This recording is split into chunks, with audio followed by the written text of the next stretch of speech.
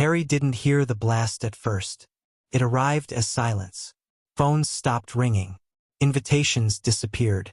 A calendar once packed with partnerships began to clear like fog in retreat. That's when he knew the charity visit wasn't just a PR hiccup. It was the spark that lit a fuse under everything he and Meghan were trying to build. It was supposed to be simple, purpose-driven, earnest, but what leaked told a different story. Pre-approved questions. Staff silenced. Notes on where children should stand, not for safety, but for better lighting. One volunteer leaned in for a hug and stopped. A shutter clicked just in time. A moment choreographed, not captured. Maybe some of it was exaggerated. Maybe none of it was. But either way, the narrative had been seized. By sundown, one nonprofit quietly erased the photos. By morning, brands began stepping back. Podcasts cooled. Emails flooded in with a single request. Space. And space, Harry realized, was just a polite word for doubt. Meghan's team moved into crisis mode. Carefully worded statements were drafted. We value partnerships. We celebrate community. But not once, did the word sorry appear. Instead, there were lifestyle posts, curated lunches, new photos that tried to shine through the static.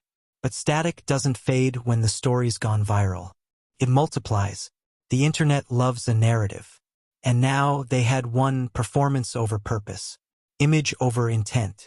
And for the first time, Harry began to wonder, had the camera been the real boss all along? He wasn't angry at Meghan. Not really. He was angry at the machine, the belief that a perfectly framed photo could substitute for truth. He left the palace to build something honest. Now the word performative was glued to them like a sticker that wouldn't peel off. Meghan read the words. She didn't respond. Not online. Not even to Harry. Her silence filled the room like fog. He rehearsed the questions in his head. Why is sincerity always filtered through strategy? Do you notice even allies are leaving? Do you miss when our names meant something simple, something like hope? But he never asked. And she never offered. The ridicule wasn't just sharp. It was sticky, viral. 5 million views in a day. Laugh tracks over awkward gestures.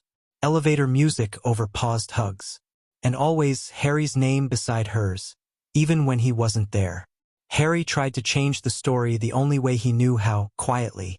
No lights, no prepped speeches, just presence.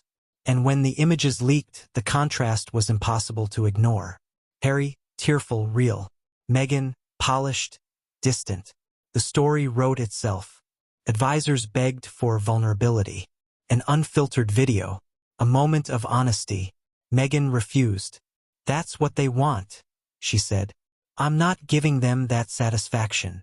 The room fell silent, because no one could say what needed to be said. That maybe what the public wanted wasn't the story she wanted to tell.